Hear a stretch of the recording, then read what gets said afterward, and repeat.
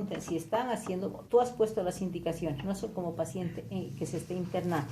Y ahora, en la condición de tu paciente, ¿qué indicaciones médicas le darías? Ahora. Entonces tú ahí valoras, ¿no? Si tu paciente ya está en cuarto día de internación, por ejemplo, y está sin fiebre y está respirando bien, tú dices, yo le daría alta con, por ejemplo, si es una bronconeumonía, le daría alta con amoxicilina 90 kilómetros y lo cito en 72 horas de control, por ejemplo. Pero no pongo, ¿no ve? No, Solo... solamente en caso de que te investigue. ¿Ya? Estamos con problemas en el baño. Sí.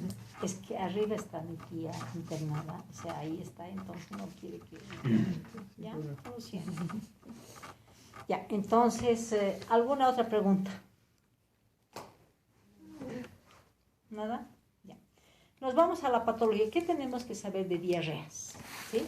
Recordemos algo. Si estamos con el sistema digestivo, tenemos una cámara gástrica, tenemos un duodeno, tenemos un ilio, tenemos un intestino grueso, ¿no es cierto? Primero tenemos eso.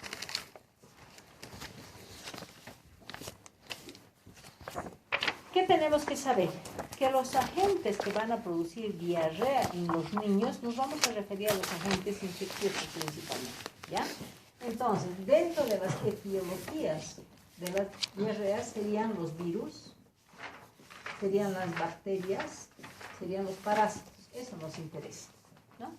Dentro de los virus hablamos del rotavirus, hablamos del adenovirus, hablamos del astrovirus, hablamos del hechovirus y hablamos del coxsackie-virus, ¿no es cierto? Eso tienen que saber. Cuando hablamos de las bacterias, hablamos de todas las bacterias gram negativas. Hablamos de la Escherichia coli, que es la más frecuente. Hablamos de la Shigella, hablamos de la Salmonella, hablamos del Vibrio cholerae, hablamos del Campylobacter, ¿no es cierto? Como agentes frecuentes. Y dentro de los parásitos, que si bien todos los parásitos pueden manifestarse en algún momento por diarrea, pero los que se los llaman los diarreogénicos son la Giardia lamblia y la entoamebistolítica, ¿no es cierto? Entonces ya tenemos los agentes que producen diarrea en los niños. ¿Cómo los distribuimos a estos? Porque van a tener cierto hábitat de predilección ellos. Entonces, si estamos hablando del duodeno, a los virus les gusta el duodeno. A la Giardia lamblia le gusta el duodeno. A las bacterias les gusta el ilio, pero solamente les gusta o para ser invasiva como una Salmonella typhi, o para simplemente multiplicar, llegar al nivel patógeno, para migrar a su hábitat, que es el intestino grueso. Al único que le gusta aquí quedarse es al Vibrio cholerae, ¿no es cierto? Una vez que las bacterias han migrado acá, cuando ya encuentran un nivel patógeno, número de bacterias patógenas, van a localizarse acá y van a producir las bacterias, y a la que le gusta también es la entoamebistolítica. Entonces, hemos distribuido a los agentes. ¿Qué produce en cada uno de las porciones intestinales, si es que quieren? Si nos imaginamos que este es el duodeno tiene sus vellosidades, pero al mismo tiempo tiene sus microvellosidades que se llaman bordes de cepillo. Sabemos que fisiológicamente en estas microvellosidades se va a producir la lactasa, ¿no es cierto? Entonces, y en general se producen las enzimas digestivas. Esa es la función del duodeno.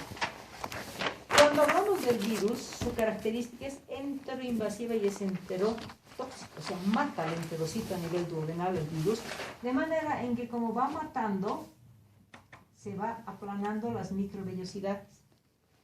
A consecuencia de ese aplanamiento, ¿qué es lo que se va a dar? Disminución de la lactasa. Por lo tanto, como sabemos que el alimento que toma más el niño es la leche, y la leche es portadora de la lactosa, entonces, a consecuencia de este aplanamiento, se va a dar la intolerancia a la lactosa. Que el niño, la mamá nos va a decir, toma leche, y ese ratito hace diarrea, por eso le he suspendido la leche, ¿no es cierto? Entonces ya me está diciendo que hay una intolerancia a la lactosa, y que, ¿cómo voy a definir? El virus da temperatura. La Giardia, por ser parásito, no. Entonces ya me está avisando probabilidad etiológica. La Giardia lamblia se caracteriza porque es un protozoario que en su forma trofozoítica tiene un disco ventral, esa es la yardia blanca. Y que este disco actúa como si fuera una cortadora de pasto, si es que quieren. Se adhiere al epitelio y lo va aplanando. Entonces, no solamente va a producir disminución de las microvellosidades, sino también de las vellosidades por el efecto mecánico de aplanamiento. Por lo tanto, disminuyen todas las enzimas digestivas con capacidad de absorción. Entonces, a consecuencia, ¿qué es lo que se produce? Los alimentos no se absorben. Y a eso le vamos a llamar el síndrome de mala absorción. Y ese síndrome de mala absorción produce ¿qué? Son los alimentos de colores. Por ejemplo, los carotenos, zanahorias, no se van a absorber. Los folatos, que son brócolis, habas, arvejas, espinacas, todo solo verde, no se absorbe. Pero tampoco se absorben los hidratos de carbono, arroces, fideos, papas. Y tampoco se absorben las grasas. ¿No es cierto? Entonces, este hecho de que no se absorben a los alimentos, la mamá me va a decir, está eliminando los alimentos como come. O sea, come y ese rato lo elimina enteritos, dice, ¿no? A eso le vamos a dar el nombre de dientería. ¿Sí? Ahora, ¿qué otra característica tiene? Que como estos alimentos no se están absorbiendo, entonces se van a quedar en el duodeno, ¿no es cierto? ¿Qué significa? Que para metabolizar y movilizar eso necesito mucho líquido. Entonces, esto significa sobrecarga osmolar a nivel del lumen intestinal. Entonces, para ello está haciendo que de otros espacios vaya atrayendo agua. Entonces, por esta característica, a esta diarrea se le va a llamar osmótica. Y las características de la diarrea osmótica es primero que sean abundantes. La mamá me va a decir, está líquido y hace rebalsar el pañal, ¿no es cierto? Está agua, está amarilla, pero es agua. Entonces se mantiene como características amarillentas. Pero debemos recordar que los hidratos de carbono, cuando se mantienen en el intestino y no se absorben, se van fermentando. Y si se fermenta, ¿qué produce? Ácido, vinagre, ¿no es cierto? Entonces la mamá está oliendo agrio, dice, ¿no? Está oliendo ácido la mamá. Entonces, por eso es que se le da la característica, a una diarrea osmótica duodenal, se le da la característica de la diarrea de las 3 A's. ¿Sí? Entonces, como sabemos esto, entonces ya estoy definiendo probabilidades etiológicas, o es virus o una giardia, y en las características de mi enfermedad actual, ¿qué tengo que poner? Esto, la diarrea es amarilla, es ácida, es abundante, hay lientería. Hay intolerancia a la lactosa porque la mamá me determina que toma leche y lo elimina. Entonces, esto ponemos en nuestra anamnesis para defender nuestra etiología y defender el tipo de diarrea. ¿Sí? Cuando hablamos del ilio, hemos dicho que esto solamente es utilizado. Si el Vibrio cholerae se cae, pues se queda ahí, va a producir inflamación. Por la inflamación van a producir deposiciones líquidas abundantes si es bacteria. Pero si se queda el Vibrio cholerae, va a ser características, dicen, ¿no? Deposiciones en forma de agua, de arroz, dice, blanquecinas, y son abundantes, ¿no es cierto? Pero, y a esto, como es inflamación la que se produce, entonces a esta diarrea le vamos a llamar la secretora. Secreta líquido por la inflamación que producen las bacterias. Pero las bacterias no se quedan, entonces esto es transitorio. Entonces el niño inicia con deposiciones líquidas, para después migrar y localizarse en el intestino grueso, que ya nos van a dar características diferentes. Entonces estamos hablando de que la bacteria nuevamente, si va a tomar el intestino, aquí ya no van a ver, simplemente van a ver las vellosidades, o sea, hablamos del epitelio, del intestino grueso, ¿no es cierto? ¿Qué característica tiene la ameba y la entomeba? Es enteroinvasiva y es enterotóxica. ¿Qué significa? Que estas bacterias van a tomar el epitelio intestinal y como empieza a liberar sus toxinas, ¿qué produce? Aumento de la frecuencia. Inflamación, primero inflama, ¿no es cierto? Entonces se edematiza todo este epitelio. Por esta inflamación, además es enteroinvasiva, empieza a invadir la pared intestinal y produce ulceraciones. Entonces, un epitelio inflamado, como cualquier epitelio inflamado, ¿qué produce como respuesta a esa inflamación? Moco. Moco. Entonces la característica aquí es que va a empezar a eliminar moco. Y si hay ulceraciones, está dañando vasos también. Entonces aquí va a haber sangre. Entonces ya me está definiendo que esto es respuesta por inflamación. Entonces a esa diarrea la vamos a llamar diarrea inflamatoria. Y como exuda moco, la vamos a llamar exudativa. Por las características que va a dar. ¿Sí? Pero cuando estamos hablando de intestino grueso, ¿qué es lo que va a darse? Como se va a inflamar, todo esto se inflama, ¿no es cierto? Y no nos olvidemos que en la porción terminal del intestino grueso está el recto sigmoides, ¿no es cierto? Fisiológicamente, cuando un niño va a hacer su deposición, es porque ha llenado de deposiciones todo esto, ¿no es cierto? Entonces le da la sensación de hacer su deposición y libera el intestino. Pero ¿qué es lo que pasa cuando estamos hablando de inflamación? Todo esto simplemente va a haber inflamación. Entonces, ¿qué sensación tiene el niño? Quiere hacer, pero no puede, porque la cantidad de deposiciones es poquito. Por eso la mamá que nos dice, hace poquito, pero cada ratito, nos dice, ¿no es cierto? Entonces ya vamos identificando deposiciones de intestino grueso. Pero al mismo tiempo, como no puede hacer mucho, el niño puja. Entonces se asocia el pujo. Como todo esto está inflamado, el niño va pujando y va pujando. ¿Y qué hace ese pujo? Estimula al intestino a que aumente el peristaltismo. Y ese aumento del peristaltismo, ¿qué le produce? Dolor. A eso le vamos a llamar el tenesmo. ¿No es cierto? Entonces, cuando ya estamos hablando de deposiciones de intestino grueso, las características ya me están definiendo que son totalmente diferentes. En cantidad, aquí va a ser poca. ¿No es cierto? En el color va a estar asociado, pueden ser cafés, pueden ser verdes. Entonces hablamos de verdosa o café. Y hablamos de qué olor. No es agrio, es fétido, ¿no es cierto? Entonces sí estoy hablando de fetidez. Pero además va a haber moco. Puede haber sangre. Y si hay sangre, ya me obliga a poner otro diagnóstico. Ya no puedo poner una EDA inflamatoria. Ya es síndrome disentérico, ¿no es cierto? Por la sangre que va a tener. Y obviamente va a haber, hemos dicho, pujo y tenesmo. ¿Sí? Entonces, en las características de un paciente que tiene diarrea inflamatoria o intestino grueso, tengo que poner esto, ¿no es cierto? Porque cuando me pregunten y me digan, ¿por qué has llegado a...? Ustedes van a poner simplemente diagnóstico, EDA sin o con deshidratación. ¿Con qué etiología relacionas? Con una diarrea inflamatoria. ¿Qué características tienes para definir una diarrea inflamatoria? Todo esto. Entonces, en mi anamnesis tengo esto. Entonces, por eso estoy dirigiendo. ¿Sí? Entonces, con esto ya estoy permitiéndome determinar características de la diarrea, definiendo y preparándome para la investigación, si es alta, si es intermedia, si es baja. Osmótica, secretora y inflamatoria. ¿Sí? ¿Está claro esto?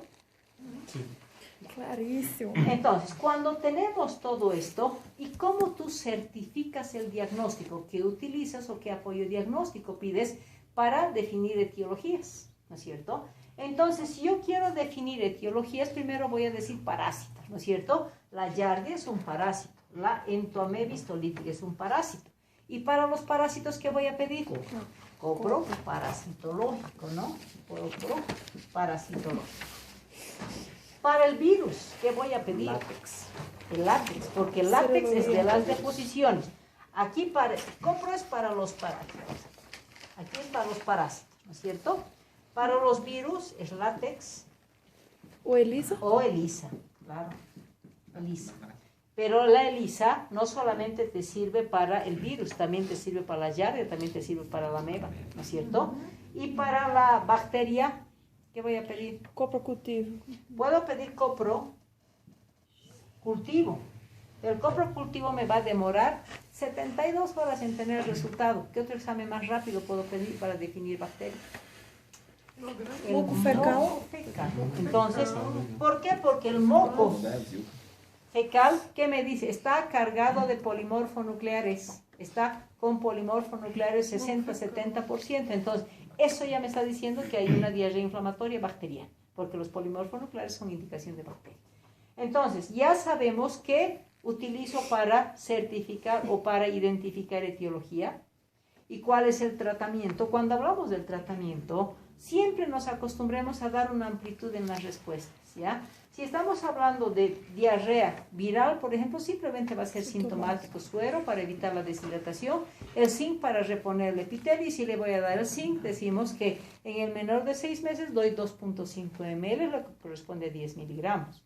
Si es mayor de 1 año, le voy a dar 5 ml, lo que corresponde a 20 miligramos. O sea, voy a dar respuesta completa. En medicamentos, acuérdense, nombre, dosis, intervalo, tiempo. Esa es una norma, porque ustedes tienen que mostrar lo que ustedes saben.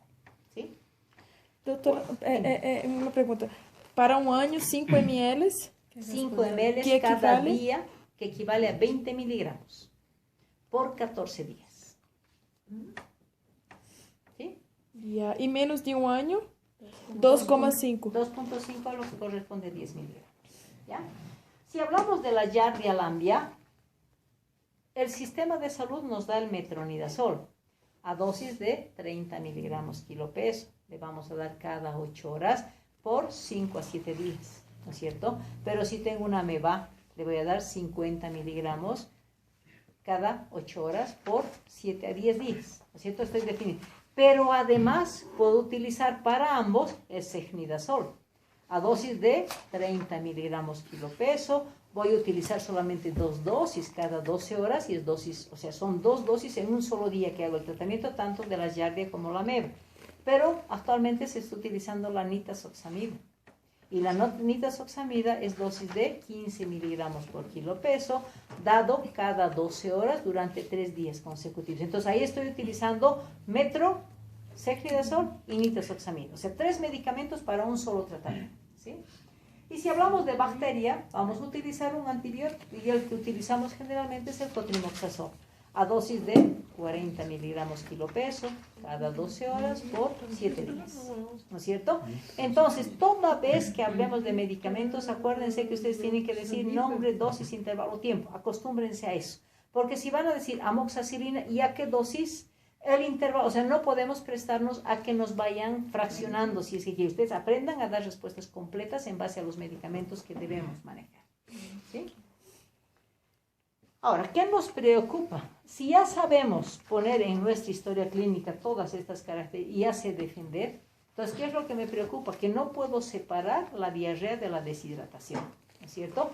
Entonces, toda vez hablamos del dúo, ¿no es cierto? Diarrea y deshidratación siempre. Entonces, cuando estamos hablando de la deshidratación, entonces definimos, ustedes seguramente están manejando los cuadritos que son famosos. Observe, explore y decida, dicen, ¿no es cierto? Los cuadros que manejan los libros. Pero si están hablando de, a ver, observo, exploro y decido qué hago, entonces yo defino y digo, en ese momento en el examen yo tengo que saber qué tengo que mirar y qué tengo que examinar. Entonces estoy hablando de un examen físico ordenado de la cabeza a los pies. Entonces, si hablamos de la deshidratación, ¿qué decimos? Se sabe que la deshidratación se puede clasificar en leve, moderado y grave. Actualmente la OMS, ¿qué está clasificando? ¿Cómo está clasificando? Como sin deshidratación, con deshidratación y con deshidratación grave, que es lo mismo, solamente le han cambiado los nombres porque la base de los signos de deshidratación es la misma, ¿sí? Entonces, ¿qué es lo que yo tengo que poner? Si estoy hablando de la deshidratación, tengo que ver estado de conciencia, primero, porque son mis indicadores de grado de deshidratación. Pero al mismo tiempo tengo que poner la sed, porque estos dos me van a permitir poner en mi historia clínica y en mi anamnesis como el dato de gravedad y preguntarle a la mamá cómo está tomando el agua, ¿no es cierto? Entonces, esto se pone en la anamnesis. Entonces, si estamos con leve, vamos a estar, este niño está alerta, aquí está irritable y aquí está somnoliento o letárgico, ¿no es cierto? Tenemos las dos condiciones. Cuando hablamos de la sed, aquí no quiere beber. Aquí bebe con avidez y aquí no puede, que es diferente, ¿no es cierto? Entonces, esto va en mi anamnesis. Esto va como dato de gravedad que justifique la internación y esto va como parte de investigación de la anamnesis. Ponemos las dos cosas. Para después buscar los signos de cabeza, desde cabeza, ojos, boca, abdomen y extremidades. ¿No es cierto? Estoy hablando de cabeza, los pies, buscar. En cabeza, ¿qué voy a buscar? Solamente voy a ver si es un lactantito, ¿no es cierto? Entonces hablamos de evaluar la fontanela. Entonces aquí decimos, está normotensa, aquí está deprimida y aquí está muy deprimida, ¿no es cierto? Manejamos eso. Cuando hablamos de los ojos, voy a buscar dos cosas. Hablamos de buscar el enoftalmus y las lágrimas, con el llanto, ¿no es cierto? Aquí diré está sin enoftalmus, aquí está con enoftalmus y aquí está con enoftalmus grave. Cuando hablamos de las lágrimas, tengo que hacerlo llorar al niño que está con diarrea obligadamente, tengo que estimular ese llanto porque tengo que ver las lágrimas, ¿no es cierto? Aquí decimos llanto con lágrimas. Aquí hay poca lágrima y aquí hay sin lágrima, ¿no es cierto? Entonces tengo que inducir al llanto. En boca voy a buscar nuevamente dos cosas. En boca voy a buscar las mucosas, humedad de mucosas y la saliva. Entonces, en mucosas diré, aquí está húmeda, aquí está seca y aquí está muy seca. Y en la saliva tengo que meter el dedito y tengo que separar los deditos y evaluar la filancia, ¿no es cierto? Porque aquí está fluida, aquí está filante y aquí está sin saliva. Muy filante. No, Sin muy saliva. filante, sin saliva, ¿ya? En el abdomen voy a evaluar el pliegue. El pliegue hablamos de evaluar en abdomen y decimos retorna, es un pliegue negativo si dura menos de 2 segundos. Es un pliegue positivo, una cruz y demora 2 segundos. Y es 2 cruces cuando demora mayor a 2 segundos. Decimos el pliegue, ¿no es cierto? Y en extremidades, ¿qué tengo que evaluar? Evaluar cómo está mi volemia en ese niño, ¿no es cierto? Entonces, en extremidades hablo del pulso y hablo del llenado capilar. Donde si es un niño que está con una volemia adecuada, ¿cómo está el pulso? Normal, ¿no es cierto? Está normal. Si está con hipovolemia, ese corazón pum, pum, pum, pum. Entonces, pulso acelerado, ¿no es cierto? Compensatorio. Y aquí ya no puede y está débil, ¿no es cierto? Y en el llenado capilar es igual que el pliegue. El llenado capilar es menor a 2 segundos. Aquí es de 2 segundos y aquí es de 3 a 5 segundos. ¿No es cierto? Manejamos. Entonces, si tenemos esto, ¿por qué es importante poner esto? Porque en su anamnesis tienen obligación de poner esto. Si su paciente ingresó letárgico y ahora ya está en segundo día de internación, su paciente ya está alerta. Solamente por poner alerta ya me está diciendo que está sin deshidratación. Otra cosa que debemos recordar que la deficiencia de pérdida de peso está también en base al grado de deshidratación. Hablamos del 5%, hablamos del 10% y hablamos del 15%. Ese es el déficit de peso en base al grado de deshidratación, ¿no es cierto? Ahora, si les toca un paciente con deshidratación grave, tienen obligación en su historia clínica de poner todo esto. Porque cuando lleguen al diagnóstico y ustedes digan, ¿por qué tu paciente está con deshidratación grave? Porque en mi examen físico he encontrado esto y esto. Pero ¿qué es lo que pasa con un paciente que está ya sin deshidratación?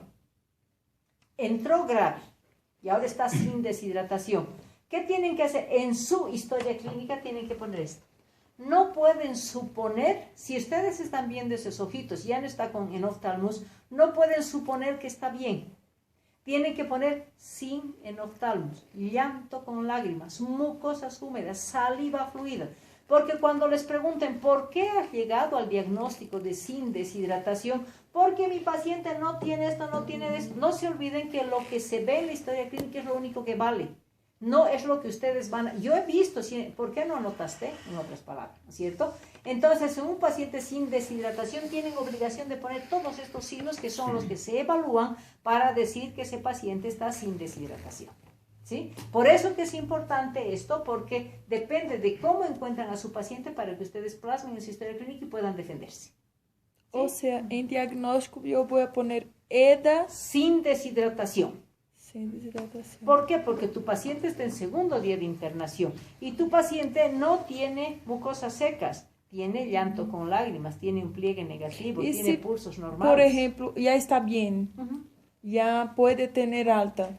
¿Pongo también deshidratación en tratamiento o EDA en tratamiento? No, no puedes, porque la EDA cambia de estadio.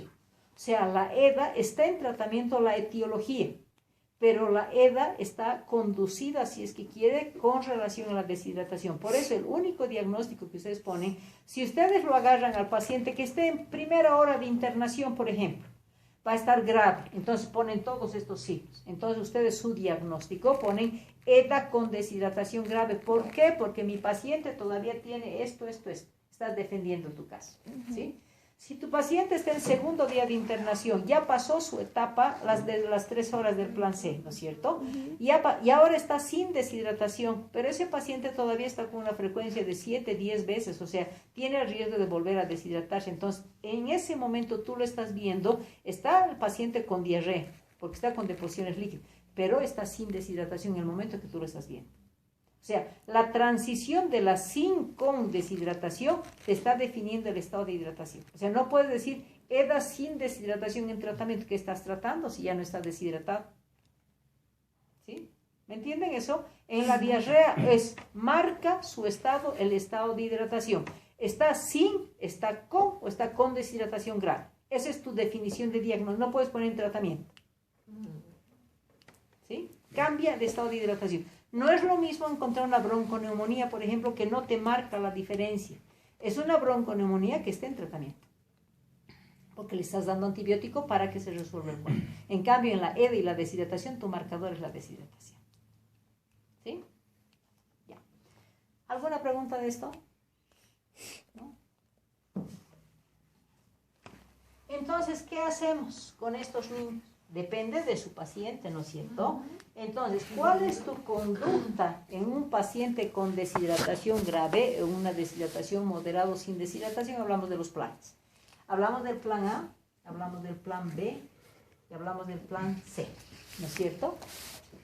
En algún momento, háblame del plan A, háblame del plan C, háblame del plan B, ¿no es cierto? Entonces tenemos que saber todos los planes. O cuál es tu paciente ya está hidratado. ¿Cuál es tu conducta para que se vaya a su casa? Plan A, háblame del plan A. ¿Qué le vas a decir a la mamá, en otras palabras, para un plan A?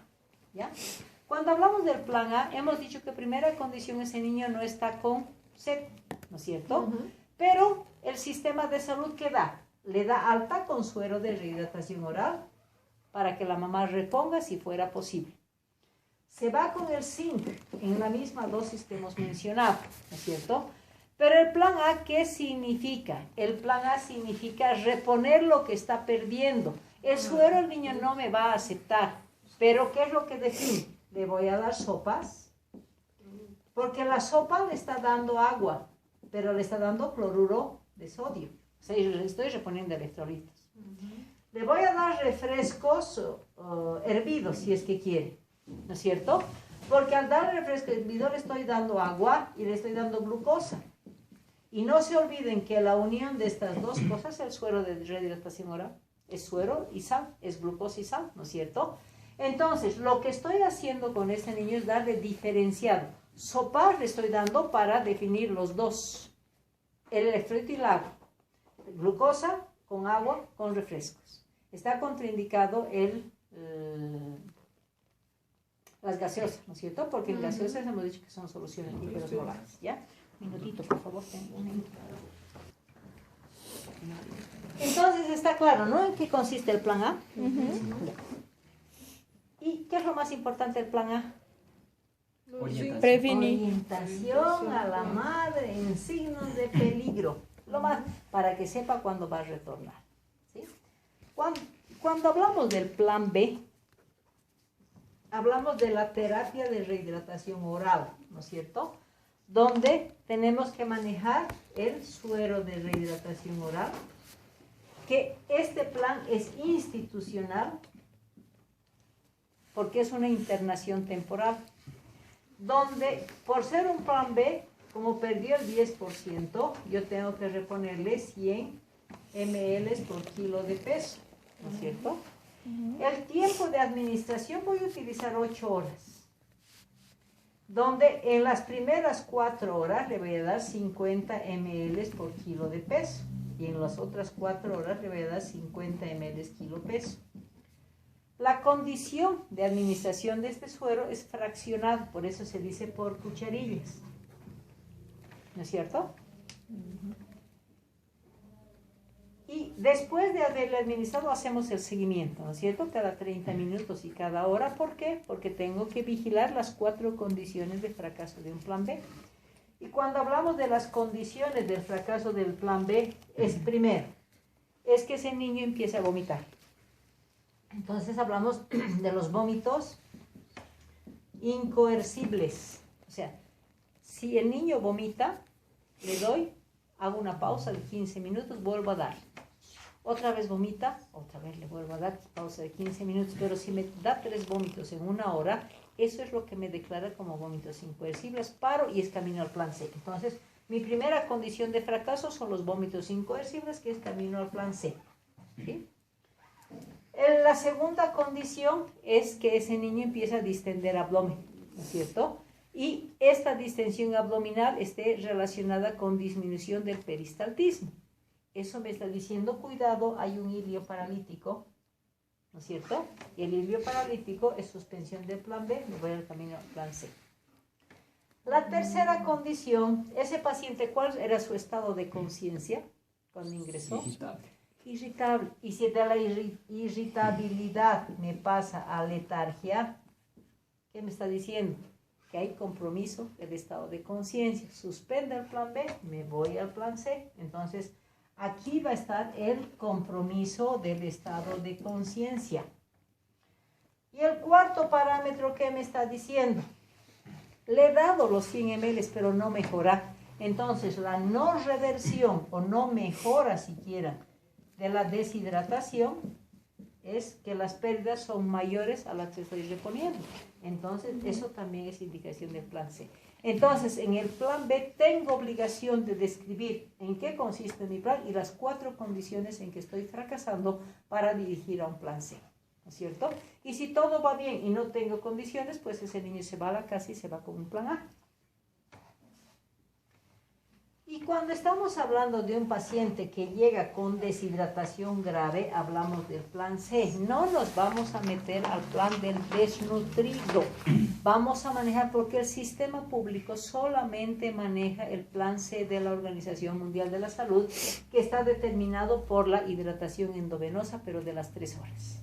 ¿Sí? Cuando hablamos del plan C, determinamos una internación, una terapia endovenosa, y la solución que vamos a manejar es el suero Ringer lactato como primera línea. ¿Por qué? Porque sabemos que la otra complicación que una deshidratación grave me va a dar es la acidosis metabólica. El lactato se convierte en el organismo, por el sistema TAMPO, en bicarbonato. Entonces, por este lactato ya se está adelantando a prevenir la acidosis metabólica. Entonces, por eso es de primera línea. Aunque de segunda línea podemos utilizar el suero fisiológico. Nunca usamos el glucosado. ¿Por qué? Porque si esas células están deshidratadas, y hablamos del sistema nervioso central, vamos a producir como una complicación el edema cerebral, ¿no es cierto? Por eso el glucosado jamás se utiliza, a no ser que sean consoletrones.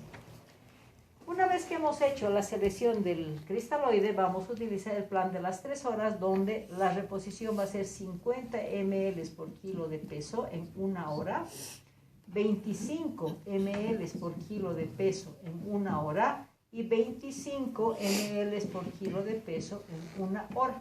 Entonces, por eso es que se va a llamar el plan de las 3 horas. ¿Sí? A este niño no necesito, lo voy a ir evaluando carga por carga para ver cómo va mejorando los signos de deshidratación. Pero ¿qué es lo que me cabe? A la 3ª hora tengo que evaluar los signos de deshidratación, ¿no es cierto? Tengo que evaluar esos signos. Pero ¿qué es lo que es de mayor motivo de preocupación? Diurese. La diuresis, porque no nos olvidemos que la deshidratación grave produce una insuficiencia perrenal inicialmente y después renal, ¿no es cierto? Y el único indicador que me dice que ese riñón está funcionando es la diuresis, entonces tengo que verificar la diuresis. Si esa diuresis es positiva, no hay problema, mantenimiento, ¿no es cierto? Pero si esa diuresis es negativa, tengo que forzar ese riñón con un diurético de asa, que es la furosemida. Le voy a dar 1 miligramo por kilo de peso vía endovenosa. Espero 1 hora. Si en 1 hora ese niño no me ha presentado diuresis, le doy su segunda dosis de furosemida. Pero si a la segunda hora no me ha presentado diuresis, ¿qué hago? Lo declaro como insuficiencia ya renal tercer nivel, ¿no es cierto? Porque no nos podemos quedar con un paciente y no le puedo dar sobrecarga hídrica porque me va a poner las complicaciones que esperamos, es un encharcamiento, un edema agudo de pulmón y muerte, ¿no es cierto? Entonces, ¿perdón? Doutora, este paciente que está llegando con desidratación grave, que voy a hacer primero es plan C, ¿pongo luego una sonda para... No necesita sonda, lactantes no le vas a poner sonda, No, ¿no? no. Le pones con Solo el pañal, por el vas pañal. a verificar si hay diuresis, ¿ya? Si hay diuresis, ni te preocupes, está todo bien. Pero si no hay diuresis, aquí es obligadamente furosemida. Disminuyes el goteo del ringer lactato para darle furosemida hasta que logre miccionar, ¿ya? Y cuando estamos hablando del mantenimiento, ¿cómo calculen mantenimiento?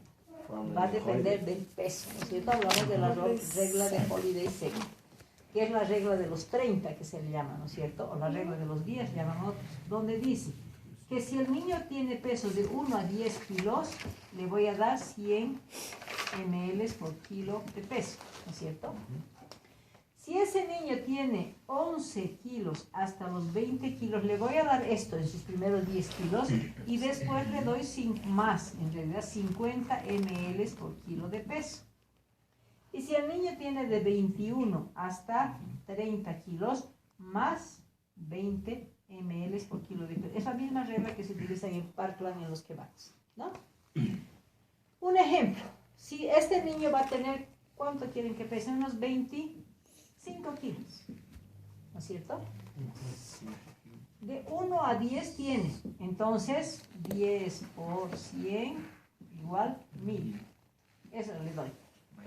Pero hay de 11 a 20, entonces voy a dar 10 por 50 igual 500. Pero me sobran 5 kilos, que es del 21 al 25.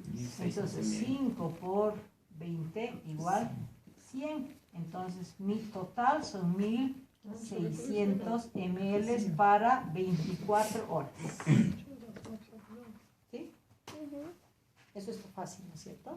Não sabia não, doutora, não lembrava. ¿No recordabas? Não, graças. Es la regla del Holiday Second. Mantenimiento, requerimiento hídrico basal en pacientes. Ahora, ¿qué es lo que se hace acá? Que en base, como a partir de ya el mantenimiento se empieza a dar tolerancia, entonces si el niño va tolerando bien, se va disminuyendo, ¿no? Hasta que el niño tenga una buena tolerancia. Ahora reemplacemos suero y solamente tengamos, de acuerdo a la medicación, 50 ml del requerimiento hídrico basal, ¿no? Doutora, algumas literaturas mencionam também um outro para dar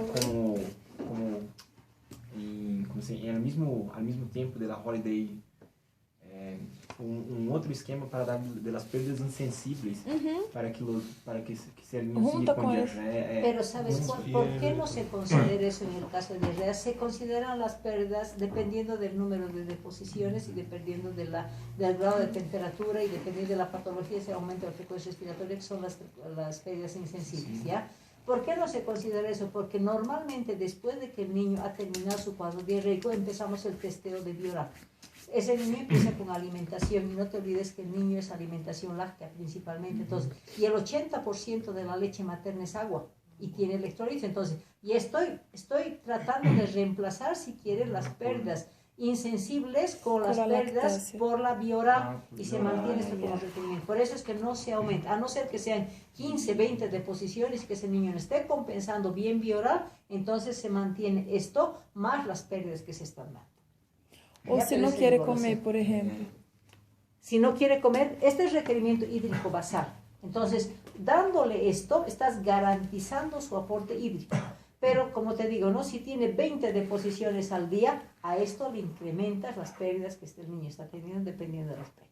Doutora, também he visto, quando eu voltava para a Albina, quando às vezes era plan B, intentavam com sonda antes del plan C. Eso se llama gastroclisis. Ese es el plan de emergencia. El problema del plan C es que tienes obligación de internar y por lo menos tener los 2 días esos pacientes internados. En cambio, si es que tienes un niño con deshidratación grave y tú le haces una gastroclisis, eso no es internación. Después de porque la gastroclisis es el mismo plan que se le da, ¿no es cierto? La misma cara, pero no estás con viendo venosa, entonces después de compensarlo al niño, le puedes dar alta, ¿no? Pero esto de gastroclisis, ¿en qué momento ingresa? No es correcto darle gastroclisis en un hospital de 3er nivel, que es el Albina Patiño, ¿ya? Pero para reducir el nivel de internación es lo que ellos hacen. ¿En qué momento ustedes les pueden ingresar con gastroclisis? ¿Ya? Por ejemplo, si están presentando un caso, ¿cuál sería tu conducta? Te dicen, si es que tú estás trabajando en el área rural donde no dispones de soluciones para vía endovenosa, ¿cuál sería tu conducta de emergencia? Gastroclisis, porque no tienes vía. Entonces, y la gastroclisis se ha demostrado que tiene el mismo efecto de la vía endovenosa porque le dan el mismo goteo, la mantienen sin leche y la forma de cálculo, sabes el cálculo, ¿no es cierto? De la medición de la sonda es de apéndice sifoides hasta el pabellón auricular y luego a la nariz, ¿no es cierto? Le ponen esa sondita y le hacen el mismo goteo. Pero ese es el tratamiento de emergencia que tú tendrías que implementar en un área rural. Te pueden poner como caso clínico. Porque un hospital no se justifica, pues o es un plan B o es un plan C. En ningún momento el plan B describe una gastroclisis. Es por cucharitas. No estoy hablando de las normas de atención clínica, ¿no? Ni mencionen, ¿verdad? No, te pueden preguntar qué haces tú, qué es lo que pasa con un paciente, por ejemplo, con deshidratación grave. No te olvides que está con hipovolemia. Entonces, hay el factor de defensa del organismo que es producir una vasoconstricción periférica para proteger órganos nobles.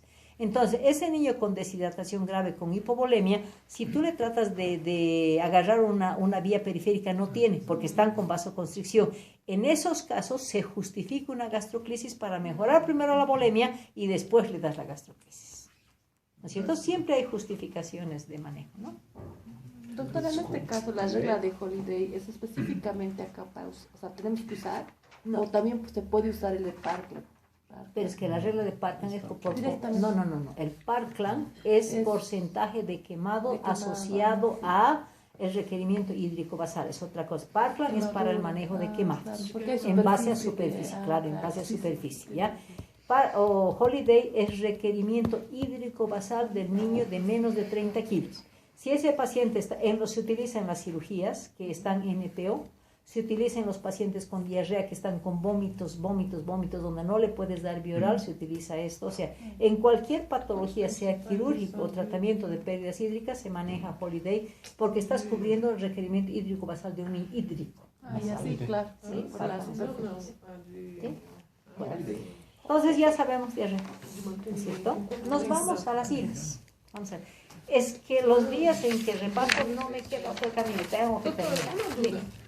Este de la régua de mantenimiento, los 1.600, esse exemplo que hay dado, ¿en cuánto tiempo hacemos? 24 horas. El requerimiento hídrico basal para 24 horas. Entonces lo que tú haces, divides esos 1.600, como los frascos no hay de 1.600, manejas 800 y 800 cada 12 horas. O puedes hacer la división cada 8 horas para que el personal de enfermería vaya a controlar. ¿Sí? ¿Alguna pregunta? Entonces, ya sabemos en diarrea qué tenemos que poner en nuestra anamnesis, qué tenemos que poner en nuestro examen físico, porque los antecedentes son los mismos, no hay variación en antecedentes. ¿Sí? ¿Preguntas? ¿Ninguna? Por enquanto. La que pregunta la próxima sería. Esse é o meu.